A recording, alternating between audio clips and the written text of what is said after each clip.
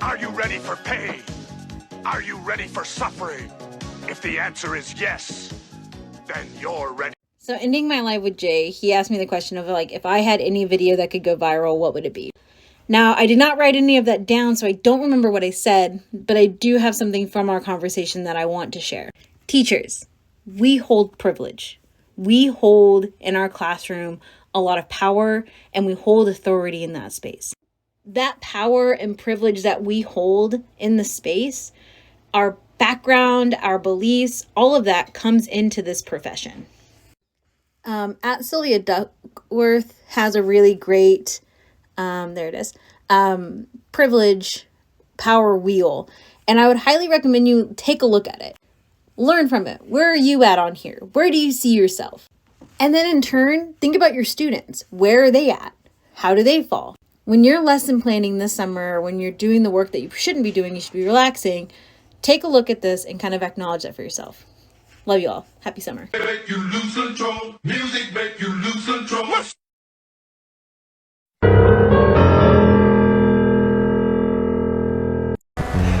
Well, then why did you do all this? Because you fucking shot me, Daniel. What's something you'll get a lot of hate for if you say it out loud? The left is a reason why we will never have liberation. One of the influencers of my thoughts is Dr. Cornel West. Harvard refused to give him tenure for his mission to make Harvard education accessible to the BIPOC community. One of the most effective tools of oppression is to contain knowledge in these elite institutions, so average people do not wake up to their own oppression. Even in my own experience, Ivy League institutions do not like activism.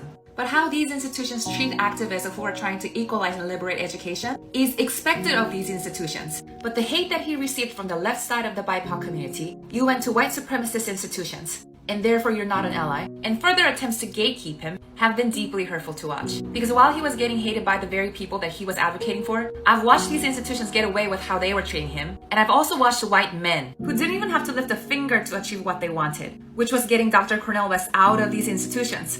While people were busy tearing him down, no one came to criticize these white men. All right, this is all my folks who are on testosterone. My face needs to make up its goddamn mind. I just have these tiny little patches of hair coming in, and I don't even want a beard. No, I don't want a beard. I don't mind, though, a lovely little face stubble. I can go with that. That's lovely. I love that androgynous look kind of going on for me, you know? However, right now, I am not getting that. I am just getting patches. Just patches all over my face. And I have to shave that because I cannot handle just random ass patches going on in my face. Oh my goodness. So my face needs to make up its mind what it wants to do with the tea. That's all.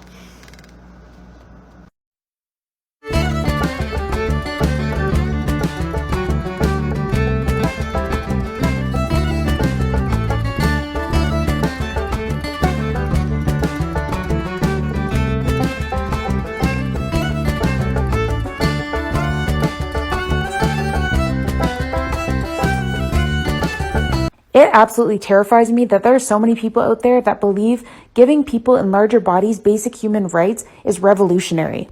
The only people who think health at every size is radical are people who don't read scientific articles. Before you make a comment like this, you should really do your research. Health at every size is not about promoting obesity, nor is it negating that excess weight can cause some health consequences. It is a social justice movement. Medicine is centered around the guiding principle of non-maleficence, which means to do no harm. We know that our current weight normative approach of prescribing patients hypocaloric diets is harming them. It leads to weight cycling, which then leads to type 2 diabetes, hypertension, cancer, and increased mortality. So no, I would not prescribe my patients a diet. And knowing what we do about the negative physical and psychological consequences of doing this, HAES is, in my opinion, the only ethical approach to caring for patients with obesity. So I've decided to torture myself by reading Full Frontal Feminism by Jessica Valenti, which is what I would consider a hallmark neoliberal feminist book. I don't know about anyone else, but I remember this being very popular in the late 2000s and early 2010s. And actually, when I worked at my college bookstore in 2017, I remember this book being assigned for some of the gender studies classes. I would definitely consider this book as white, mainstream, neoliberal feminism incarnate. Even starting with the cover, what we see is a depiction of a woman that you would see in any magazine or advertisement. Skinny, white, airbrushed. Only part of the body is shown so that it's detached from the whole personhood of the woman. I think this says a lot about the project of neoliberal feminism. Taking classic patriarchal ideas about women and simply repackaging them as feminist. But let me actually talk about the content of the book. For the sake of time, I'm only going to talk about the first chapter, but the first chapter of any beginner feminist text is important. It acts as an introduction. What is feminism and what are its goals? Valenti presents feminism as something that offers ways to make you feel good about yourself and to have self-respect. It's like self-help times 100. This is one of the key tenets of neoliberal feminism, hyper-individualism. Feminism is not about mass movement or class analysis. It's all about the individual and how feminism can make you feel. Because of that, it doesn't recognize the structural foundations of gender depression, or how that oppression is institutionalized. This is further exemplified in the way that Valenti describes privilege as waking up in the morning to birds chirping and breakfast in bed and all that good stuff, and depression, such as economic disenfranchisement and violence against women, as things that make us feel shitty. The part of this chapter that had me audibly groaning was when Valenti did the thing that straight white feminists often do. Complain about the stereotype that feminists are fat, ugly, and hairy. Not only does this do nothing to deconstruct patriarchal and white supremacist notions of beauty, I mean, it practically reinforces them. Valenti assures the reader that feminists are in fact attractive. But this also throws feminists who are fat, hairy, and ugly under the bus. And often, fat, hairy, and ugly feminist is just code for lesbian. Valenti makes this clear when she quotes herself saying, "Someone's gonna say you're a fat, ugly D-word, suck it up." And the other part of this chapter that had me audibly sighing was when Valenti defines feminism. She of course uses the dictionary definition. Feminism is the belief in the social, political, and economic equality of the sexes. This is another key tenet of neoliberal feminism, the framing of it as simply the belief in equality. I'm just going to quote Bell Hooks because she said it best. Most people think of feminism as a movement that aims to make women the social equals of men. This broad definition raises problematic questions. Since men are not equals in a white supremacist, patriarchal, capitalist class structure, which men do women want to be equals to? Implicit in this simplistic definition of women's liberation is the dismissal of race and class factors that, in conjunction with sexism, determine the extent to which an individual will be oppressed. Bourgeois white women have been satisfied with simple definitions for obvious reasons. Because I've been getting a lot of pro-lifers in my comments, I figured I would make a special video just for them. You say a fetus is a human life form that we need to protect? Alright, let's talk about body autonomy. Let's say you're an organ donor and you get a call from a doctor saying this person needs a new kidney, you are a perfect match, and you giving up your kidney is going to save their life. Sure, you can give that person your kidney if you'd like to, but that doctor cannot forcibly take your kidney from you because you are not legally entitled to give up your body or a portion of your body, even temporarily, even if it means saving someone else's life. And the same law applies to fetuses because yes, they are human life. The question shouldn't be, is a fetus life or not? The question should be, can you force someone to give up a portion of their body to carry a baby to term just because it's a human life form? The answer is no. Hey everyone, so we just wanted to give you a quick update on the PWC wedding that we went to.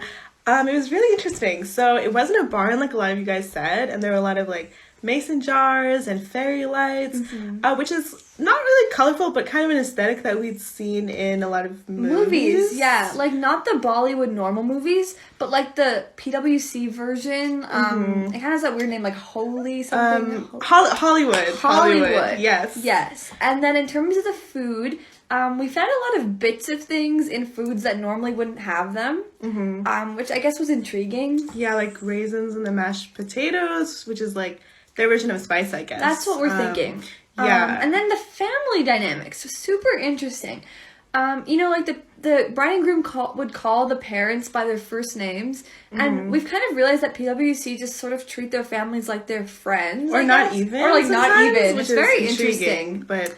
Listen, I know we're supposed to be picking a niche, but I've decided that I'm my niche. So welcome to the shit show. I hope you enjoy.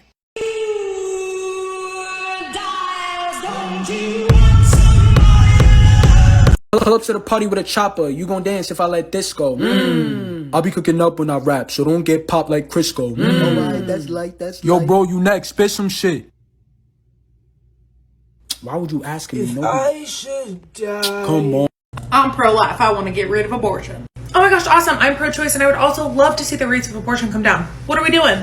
I want to make abortions illegal in every single circumstance. Oh, that's interesting. A lot of studies have actually shown that stricter abortion laws have actually led to increased rates of abortion instead of reduced. Well, I just can't support murdering babies. No, of course not. I don't think anyone can support murdering babies. So I think it would be a lot better to put in a lot of upfront work, you know, like comprehensive sex education, accessible and affordable birth control, these things that would stop unwanted and unplanned pregnancies, and then the abortion rate would just whoop with it, you know? I don't want my tax dollars going to birth control, and I do not want my kids to learn about sex in school. That's also interesting because programs and initiatives like that have shown a reduction in abortion rates, which I thought was your goal. We just gotta outlaw them. But if outlawing it doesn't work that well and there are other initiatives that we could take and your end goal is to reduce abortion, wouldn't you want to do that?